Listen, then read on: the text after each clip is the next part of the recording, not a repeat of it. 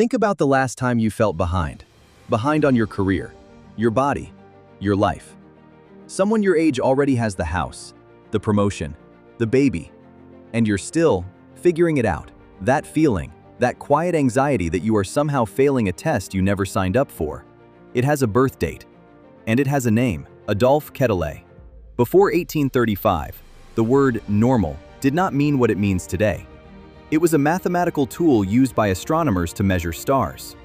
If you measure a star 5 times, you'll get 5 different numbers. The average of those numbers is the truth. The differences?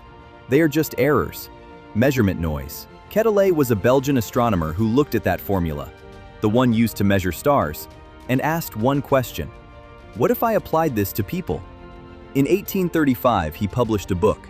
He measured thousands of soldiers, their heights, their weights, their chest sizes. He calculated the average. And then he said something that changed everything. He called the average man, the ideal man, not just typical, ideal, perfect, the target. And if you were different, too tall, too short, too slow, too fast, you weren't just unique, you were a deviation, an error in the system. Before Quetelet, your body was just your body. Your pace was just your pace. Nobody compared your life to a mathematical formula. After Quetelet, everything changed. His idea moved into medicine. If your body doesn't match the average, something is wrong with you. It moved into schools. If your child doesn't hit a milestone at the average age, something is wrong with them. It moved into offices. If your productivity doesn't match the average, something is wrong with you. And it created something that didn't exist before 1835. The feeling that you are not enough. Now, here is where it gets interesting. In 1950, the United States Air Force had a problem. Pilots were crashing. Good pilots, experienced pilots. They blamed the men. They blamed the training. Then someone had a different idea.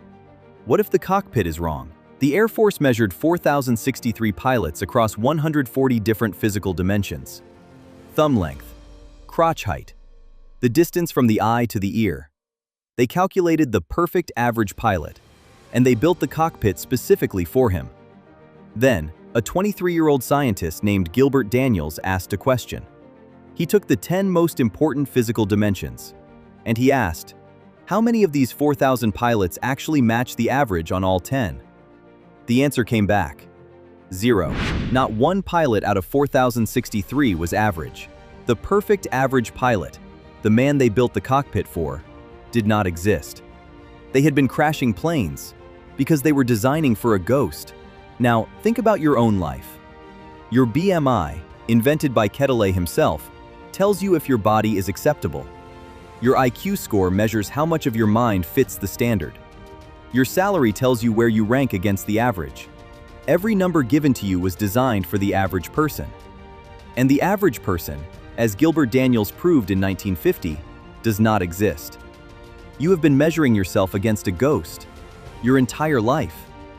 The feeling that you are behind, that you are not normal, that something is slightly wrong with you, that feeling was manufactured in 1835 by a man who pointed a star-measuring formula at human beings and called the result an ideal. You are not a deviation. You are not an error. You are not a failed version of the average. You are the only version of yourself that has ever existed. And no formula, built for a ghost, can measure that. This is standardization of reality. Subscribe and see the blueprint.